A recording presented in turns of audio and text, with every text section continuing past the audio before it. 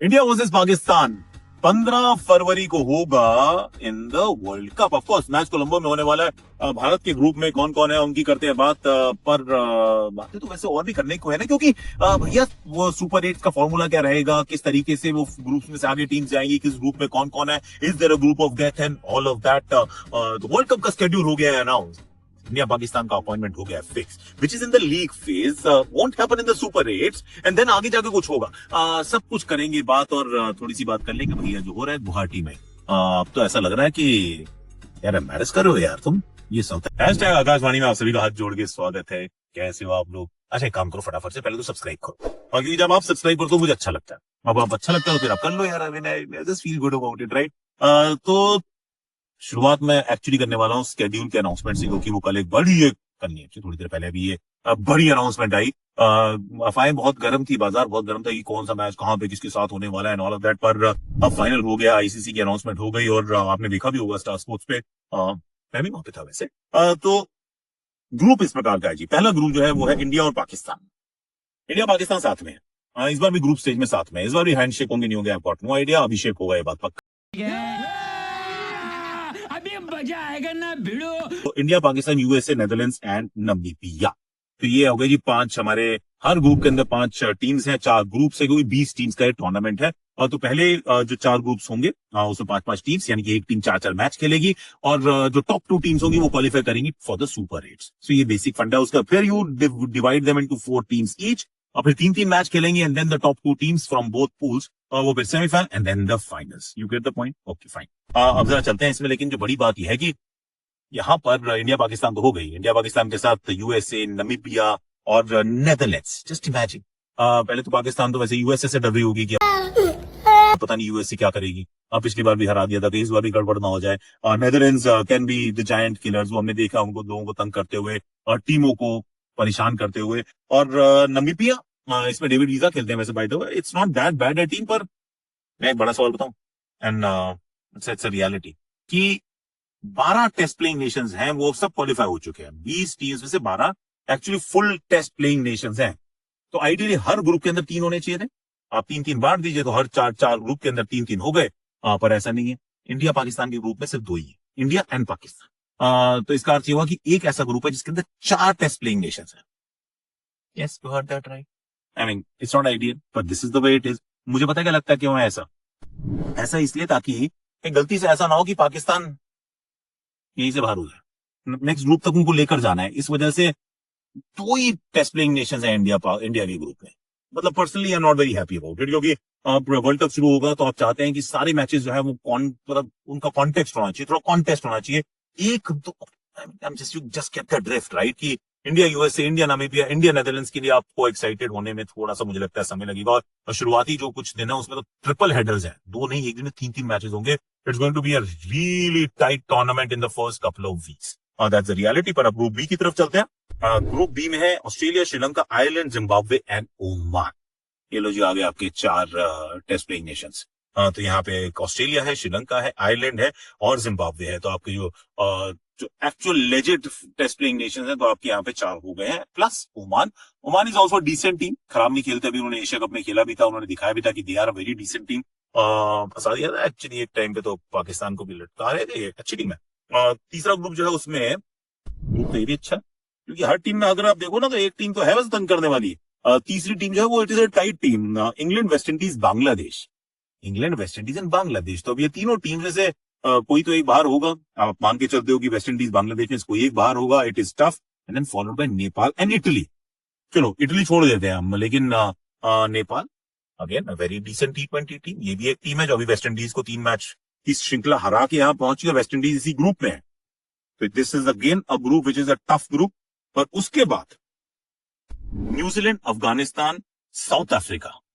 New Zealand, Afghanistan, south Africa. एक अच्छी team जो है यहाँ बाहर होगी पक्का, क्योंकि तीनों टीम्स कड़क है, एकदम कमाल की है। फिर है Canada and then there is UAE.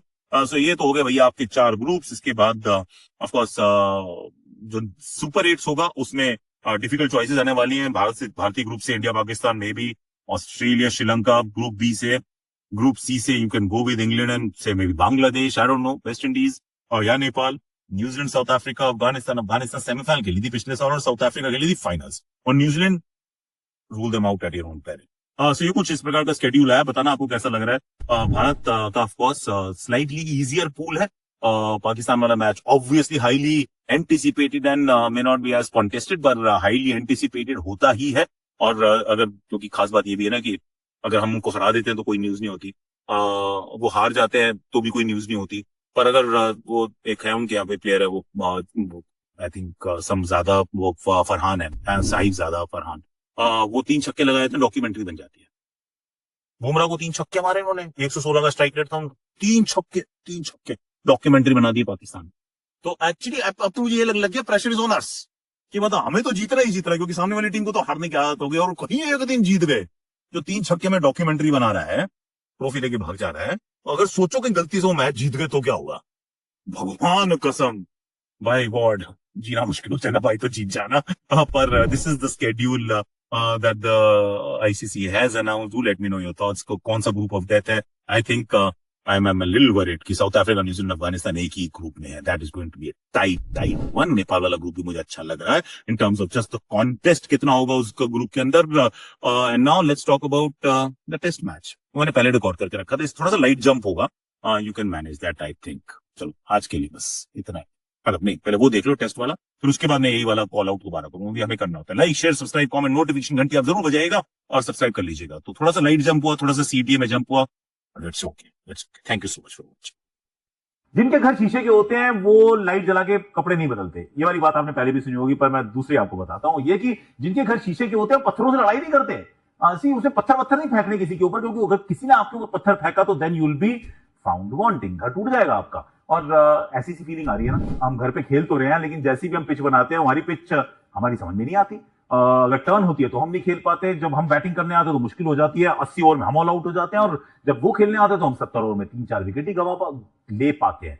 I mean it is slightly disturbing, थोड़ा सा परेशान करने वाली बात है। और ये जो चौथे दिन का खेल था, ऑफ कोर्स एंड में हम सब ये सवाल पूछ रहे थे कि कब करोगे डिक्लेयर, क्यों नहीं कर रहे हो डिक्लेयर, कितने रन चाहिए, is it defensive, is it वो बहुत ज्यादा डिले हो जा रही है and they are still figuring out, क्या South Africa is not fully confident कि आप डिसमिस कर सकते हैं, या फिर आपको लग रही है 50-500 बना देंगे।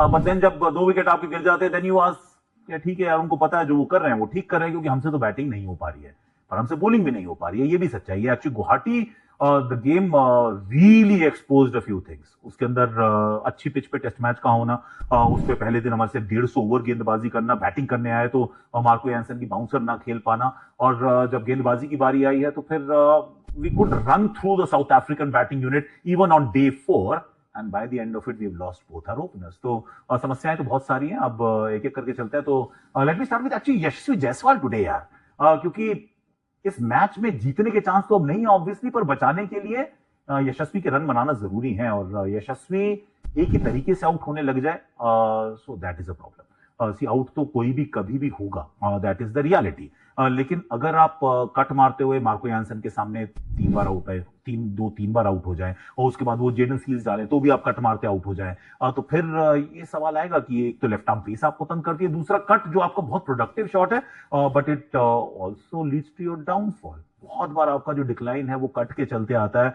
आई थिंक बहुत पास की बॉल कट मार रहा है, और इतनी पास की बॉल वो कट के लायक नहीं है, बहुत जोर से मारने की कोशिश करते हैं क्योंकि उनका तरीका वो है खेलने का, पर shot selection in terms of line, sometimes length, पर मोर सो लाइन, वो चेक करने की जरूरत है। क्योंकि अगर आप ट्रांजिशन से गुजर रहे हैं, आप इनएक्सपीरियंस बैटिंग लाइनअप की बात करते हैं, तो Yashasvi is not a part of that inexperience batting lineup any मोर।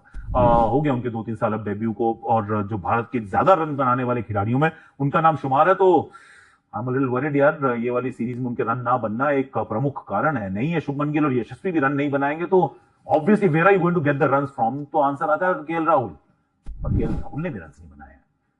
2 पारियां थी जरूर जिसमें ही spend time on the crease, चाहे वो कोलकाता की पहली पारी हो या फिर यहाँ की पहली पारी हो, पर बड़ा स्कोर नहीं आया। और सेकेंड इनिंग्स में वंस अगेन इतनी जो जिस पिच पे बॉल टर्न हो रही हो, आप दूर से गेंद को जिस तरीके से खेल रहे थे, not even presenting the full face of the bat, not ideal यार। टर्न हो रही है, डाउट नहीं है, पर हमारी भी टर्न हो रही थी, वॉशी की भी टर्न हो रही थी, वहां पे ट्रिस्टन स्टब्स और वियान मुल्डर और बाकी सब ने मिलकर एडन मार्करम ने खेली ना वो गेंदे, पर अगर हम आउट हो रहे हैं तो प्रॉब्लम है। अब हम कहाँ खड़े हैं?